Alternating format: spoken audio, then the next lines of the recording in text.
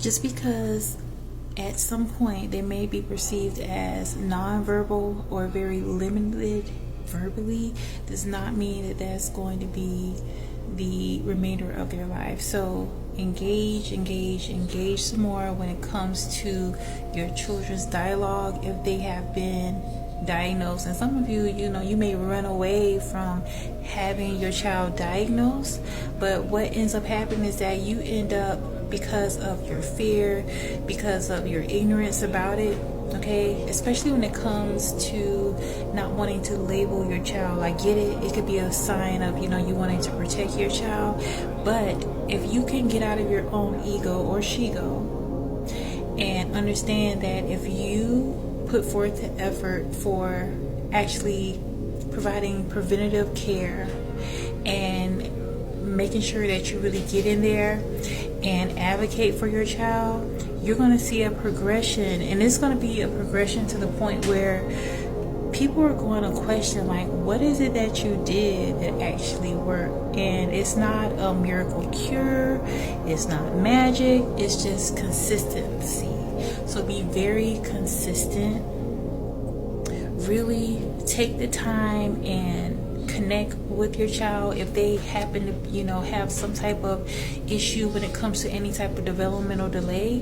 And it's gonna happen, it's gonna come to pass. And especially faith, okay, I gotta definitely put that in there. You definitely gotta pray about it and faith your way through the process. And I know it can feel intimidating, it could also feel isolating, because you may not know anybody else that is going through that type of experience.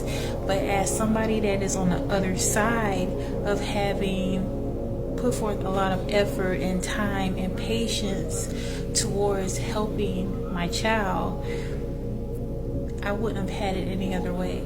So just because you may get a prognosis and they're telling you like, oh, this is what your child is going to be able to do, try not to be defensive, because oftentimes they don't know any better. They're just going by a limited amount of children that they may have provided care for.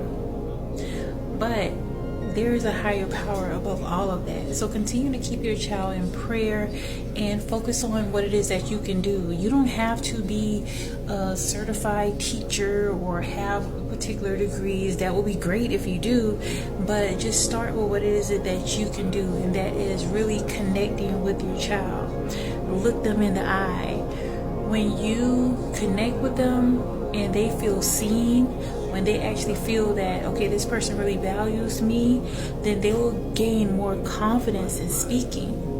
They're going to gain more confidence in how they actually show up in the world. And furthermore, you are modeling the behavior of how they're going to be expected to be treated. So unfortunately, there's some people that don't deal well when their children are having some type of developmental disability of some sort.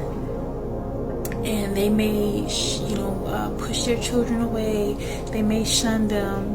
A lot of it has to do with their lack of insight in regard to the detriment that they're causing. But, if you know better, do better. And right now I'm sharing this with you because I'm giving you the insight. Because some of the dialogue that I've gotten from my child, actually from my children, based on the feedback of their experience of me being their parent, if I have done things in a different way, maybe if I was more so impatient with them, which at times I may have been, but I put forth a concerted effort to try to get it right the first time around, because you don't get do-overs. But they've given me feedback to let me know that, wow, if I would have handled things in a way in which made them feel some type of way, they would not be the people that they are today. So it's going to be worth the effort. Try to tune out any type of negative feedback, because people are going to tell you, like, you're wasting your time. Why is it that you're, talking to these children in this way? Why is it that you're doing this? Why is it that you're putting them in OT or speech or tutoring? It doesn't matter what anybody else is thinking in regard to what's going on with your child, because people are going to be looking at your child from a limited scope. They're going to be looking at your child and seeing what they're going through, and they're not going to see beyond that. But it doesn't make sense to me. It never made sense to judge something that's growing. How can you judge something that is in a process of evolving? You don't know where they're going to actually grow to become. So having said that, definitely keep prayer over your children.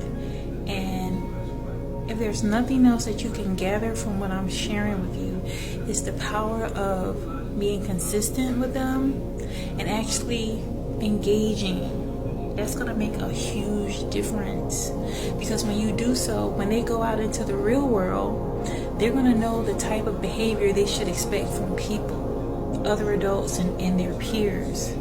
If you're looking at them, especially try your best, no matter whatever is they're going through, try your best not to take out any type of anger or frustration onto them, because children are like sponges. They're very sensitive, and they're going to take all that in. All right, you got this. You can do this.